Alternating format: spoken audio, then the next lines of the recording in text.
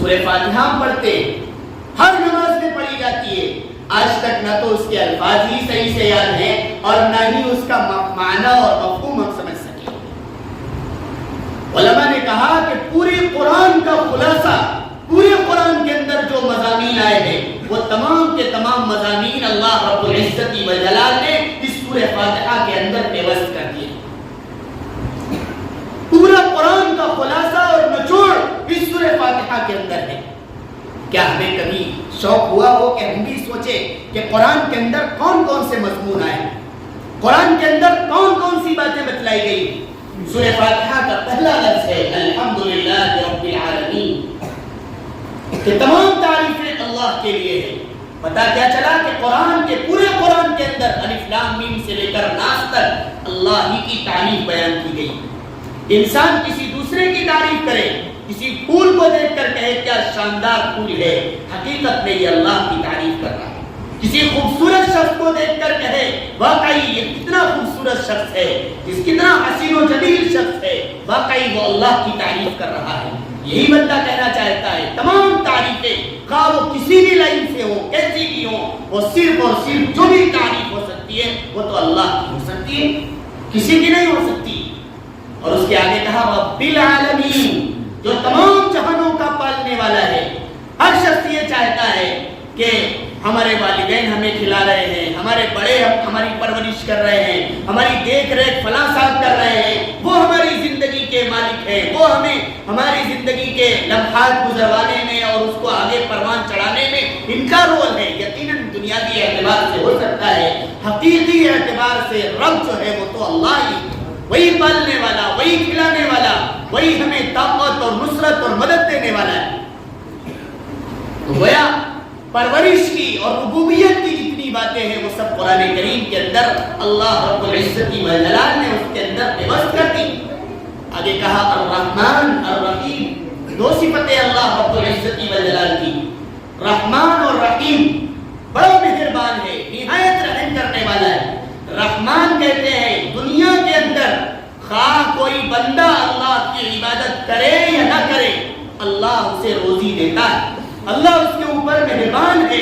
یہ صفت جس کے اندر ہے اسے رحمان کہا جاتا ہے۔ اللہ کے اندر یہ صفت ہے۔ اگر کوئی شخص کافر ہے، مشرک ہے، اللہ کی عبادت نہیں کرتا، اس کے سامنے ایک مرتبہ بھی نہیں آتا، اللہ اسے بھی روزی دیتا ہے۔ اور جو شخص اس کے پاس آ رہا ہے، اسے یاد بھی کر رہا ہے، اس کو خوش کرنے کی اور اس کو راضی کرنے کی کوشش کر رہا ہے، اللہ اسے بھی رزق دیتا ہے۔ یہ صفت ہے اللہ رب العزت والجلال کی۔ یہ تمام صفاتیں جس طریقے سے بھی ہوں، خواہ اللہ کی عبادت کرنے والا ہو یا نہ ہو، خواہ وہ اللہ کو راضی رکھنے والا ہو یا نہ ہو، اگر اللہ اسے خوش رکھنے کی اور اس کی زندگی گزارنے کے اسباب اور سامان مہیا کرا رہا ہے تو یہ صفت رحمان کی ہے۔ یہ سورہ فاتحہ کے اندر بتلایا۔ وَفِي کل قیامت کے دن، کل قیامت کے دن اللہ رب العزت والجلال کی مہربانی صرف اللہ کے نیک بندوں پر ہوگی، انبیاء پر ہوگی، شہداء پر ہوگی، صحابہ پر ہوگی، صالحین پر ہوگی۔ یہ تمام لوگ نیک لوگ ہوں گے، تو وہاں پر کسی گنہگار کی، کسی کافر کی اور کسی مشرک کے اوپر مہربانی اللہ کی نہیں ہوگی۔ اگر اس طرح کی کسی کی صفت ہے تو اسے رحیم کہا جاتا ہے۔ اللہ رب العزت والجلال کی یہ صفت پورے قرآن کے اندر بیان کی گئی۔ آج ہمیں ضرورت ہے کہ ہم سورہ فاتحہ کے معنی کے ساتھ مفہوم کو بھی سیکھیں، تاکہ ہم پتہ چلے، ہم جان سکیں کہ قرآن کے اندر کون کون سے مفاہیم۔ اس کے بعد گویا بندہ جس وقت اذان ہوئی تھی وہ اپنے گھر میں تھا، اپنے کام کاج میں تھا، اپنے دکان اور مکان میں لگا ہوا تھا، اذان ہوئی وہ چلا اللہ کے سامنے، اللہ کھڑا ہونے کے لیے، اللہ کی عبادت کرنے کے لیے۔ اس نے اپنے ہاتھ پیر منہ دھویا یعنی وضو کیا، پاکی حاصل کرنے کے بعد وہ اللہ کے سامنے کھڑا ہو گیا۔ جب وہ گھر سے چلا تھا تب تو یہ چلنے والا تھا، جسے سالی کہا جاتا ہے۔ جب اس نے آ کر کے اللہ کے سامنے نیت باندھ دی، ہاتھ باندھ دیا، تو وہ گویا اللہ رب العزت والجلال کو کچھ پہچاننے والا ہو گیا، جسے عارف کہا جاتا ہے۔ اور پھر اس کے بعد جب اس نے رحمان اور رحیم کی صفت بیان کر دی، گویا آپ کو بالکل اللہ کے سامنے ہے اور اپنے آپ کو یوں محسوس کرتا ہے کہ اللہ میرے سامنے ہے، میں اللہ کے سامنے ہوں۔ اور وہ یہ سمجھ رہا ہے کہ پورا قیامت ہمارے سامنے ہے، اللہ اپنے تخت شاہی پر بیٹھا ہوا ہے، پورا ہجوم لگا ہوا ہے، اور اس وقت اللہ ہم سے سوال کر رہا ہے، بتاؤ دنیا کے اندر تمہارے پاس مال دولت تھا، تمہارے پاس کھیتی باڑی تھی، تمہارے پاس دکان و مکان سب کچھ تھا، آج بتاؤ اس دن کا مالک کون ہے؟ آج بتاؤ اس روز جزا کا، اس قیامت کے دن کا مالک کون ہے؟ ابھی بندہ ہے دنیا میں، خیالات اس کے اتنے دور جا چکے ہیں، وہ اللہ کے سامنے کھڑا ہوا ہے، اس صفت کا نام ہے واصل۔ اللہ سے گویا وہ بالکل آمنے سامنے پہنچ چکا ہے، اللہ سے مل چکا ہے، تو بندہ خود ہی کہنے کی کوشش کرتا ہے مالک یوم الدین، اس قیامت کے دن کا مالک، اس روز جزا کا مالک صرف آپ ہی ہیں اور کوئی نہیں۔ گویا بندہ اللہ کے سامنے کھڑا ہو چکا ہے، اللہ اس کے سامنے ہے، ادھر سے سوال ہو رہا ہے، اے میرے بندے تو چاہتا کیا چاہتا ہے؟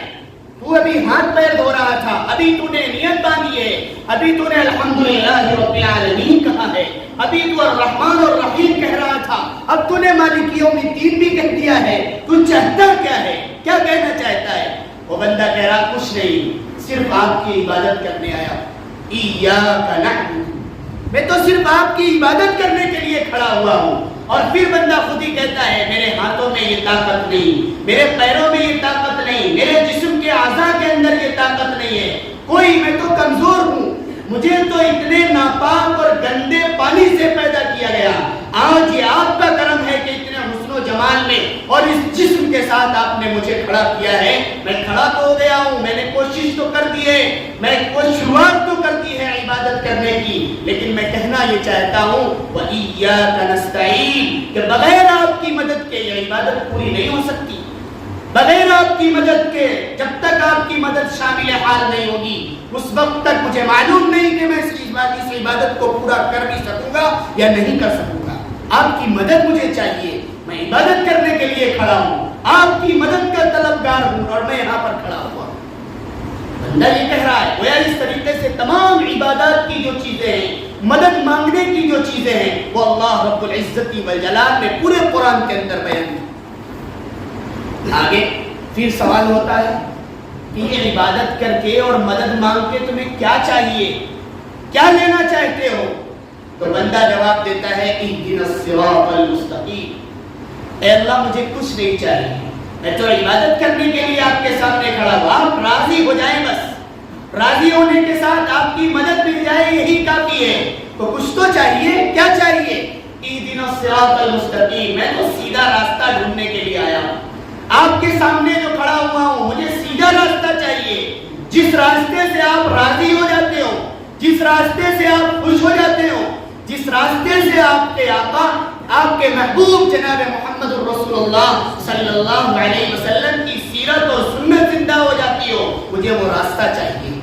پھر سوال ہو جاتا ہے کہ راستے تو میں نے بہتوں کو دکھائے، پچھلی امتوں میں قوم سمود کو دکھائے، قوم عاد کو دکھائے، مکہ کے کفار اور مشرکین کو دکھائے، لیکن بہت سارے لوگ ایسے ہوئے جو سرے سے ایمان ہی نہیں لائے، اور بہت سارے وہ تھے جو ایمان لائے بعد میں گمراہ ہو گئے، کیا تم بھی ایسے ہی کرو گے؟ تو وہ کہنا چاہتا ہے نہیں، مجھے وہ راستہ ہی نہیں چاہیے جو گمراہ ہو گئے، مجھے وہ راستہ ہی نہیں چاہیے جو بھٹک گئے، مجھے تو وہ راستہ چاہیے جس پر آپ کا انعام نازل ہوا ہے، جس پر چلنے کے بعد آپ کے فضائل آتے ہیں، آپ کے انوار اور رحمتیں آتی ہیں، آپ کی خوشنودی حاصل ہوتی ہے، مجھے وہ راستہ چاہیے۔ بندہ کہتا ہے صراط الذین انعمت علیہم، مجھے ان لوگوں کا راستہ چاہیے جس پر آپ نے انعام کیا ہے۔ کس پر انعام کیا گیا؟ انبیاء کے راستے پر، صحابہ کے راستے پر، شہداء کے راستے پر، نیک اور فرما بردار اور صالح لوگوں کے راستے پر آپ کا انعام نازل ہوا ہے۔ مجھے ایسے لوگوں کا راستہ چاہیے، مجھے ایسے لوگوں کا ساتھ چاہیے، مجھے وہ راستہ چاہیے جن پر یہ چل کر کے آپ کے محبوب بنے ہیں، میں بھی آپ کا محبوب بننا چاہتا ہوں۔ اور پھر آگے بندہ خود ہی کہہ دیتا ہے مجھے وہ راستہ نہیں چاہیے جو گمراہ ہو گئے، مجھے وہ راستہ نہیں چاہیے جو بھٹک گئے، غیر المغضوب علیہم ولا الضالین، مجھے ان لوگوں کا راستہ نہیں چاہیے جن پر آپ کا غضب نازل ہوا ہے، جن پر آپ نے ناراضگی ظاہر کی ہے، اور جو لوگ راستے سے بھٹک چکے ہیں۔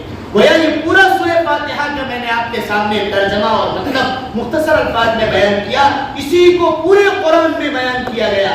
کہیں قوم سمود کا تذکرہ ہے، کہیں قوم عاد کا تذکرہ ہے، کہیں گمراہ لوگوں کا تذکرہ ہے، کہیں ان لوگوں کا تذکرہ ہے جن کے اوپر اللہ کا غصہ غضب نازل ہوا ہے۔ پورے قرآن کا خلاصہ یہ، اسی لیے تو آقا نامدار جناب محمد رسول اللہ صلی اللہ علیہ وسلم نے فرمایا لا صلاۃ الا بفاتحۃ الکتاب، کہ اکیلے نماز پڑھنے والے شخص کی نماز نہیں ہوتی جس نماز کے اندر سورہ فاتحہ نہ پڑھی جائے۔ کیوں؟ کہ گویا تمہارے سامنے پورے قرآن کا خلاصہ بیان کیا گیا، ہر نماز کے اندر تمہیں پورا قرآن گویا پڑھنا ہے، پورے قرآن کی طرف تمہیں توجہ دینی ہے، اور تمہیں یہ بات پیوست اپنے ذہن و دماغ میں کرنی ہے کہ یہ پورا قرآن ہماری زندگی کے لیے بہترین آئیڈیل اور نمونہ ہے، اسی کے مطابق زندگی گزارنی ہے۔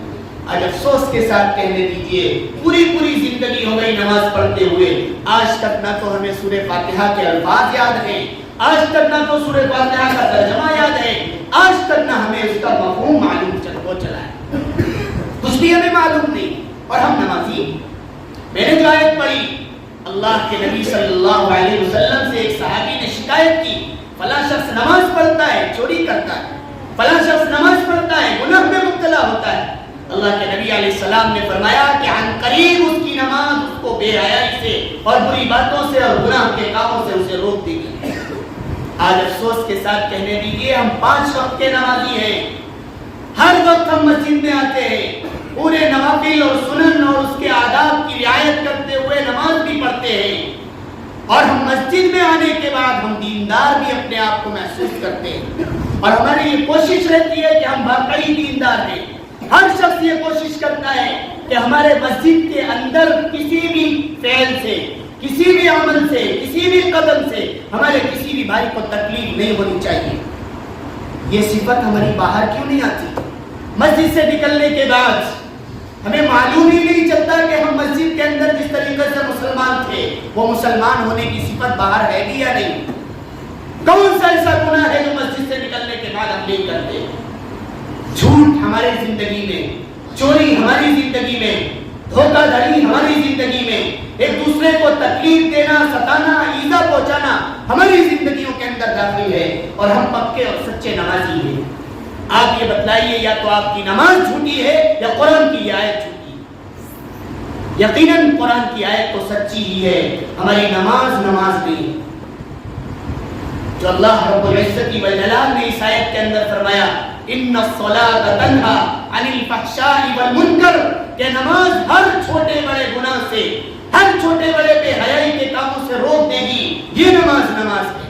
اور ہماری زندگی میں نوجوان ہیں، وہ کھلے ہوئے عام طور پر ہر چوراہے پر، ہر نکڑ پر کھڑے ہو کر کے بے حیائی کر رہا ہے، غیر محرموں کے ساتھ آنکھ سے آنکھ لڑا رہا ہے۔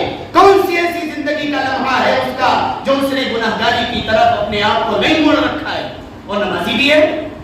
ہماری بڑی عمر کے حضرات مجھے معاف کیجئے گا، نماز بھی پڑھ رہے ہیں، مسجد سے نکلنے کے بعد ہماری زبان سے جھوٹ ہی جھوٹ نکل رہا ہے، گالیاں نکل رہی ہیں۔ اور نبی کریم صلی اللہ علیہ وسلم نے تو یہ بتلایا منافق کی علامت ہے جھوٹ بولنا، کیونکہ مومن کی شان یہ نہیں ہے کہ وہ جھوٹ بولے۔ ایک شخص نے تو یہ کہا تھا، مولانا انعام صاحب نے اپنے بیان میں کہا کہ ایک لالا جی میرے پاس آئے اور انہوں نے کہا کہ میرے والد کا جب انتقال کا وقت قریب آیا، اور انہوں نے کہا کہ بیٹا پوری زندگی میں نے اپنی زندگی میں مسلمانوں کو آزمایا ہے، میں چند باتیں تمہیں لکھوانا چاہتا ہوں، تم لکھ لو اور اسی کے مطابق اپنی زندگی گزارنا۔ ان بچوں نے لکھنا شروع کیا۔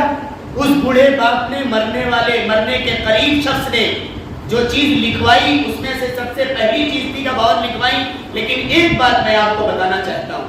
انہوں نے لکھوایا کہ بیٹا یہ بات لکھ لو کہ اگر تمہاری دکان پر، تمہاری تجارت میں، تمہارے کاروبار میں کوئی مسلمان ادھار لینے کے لیے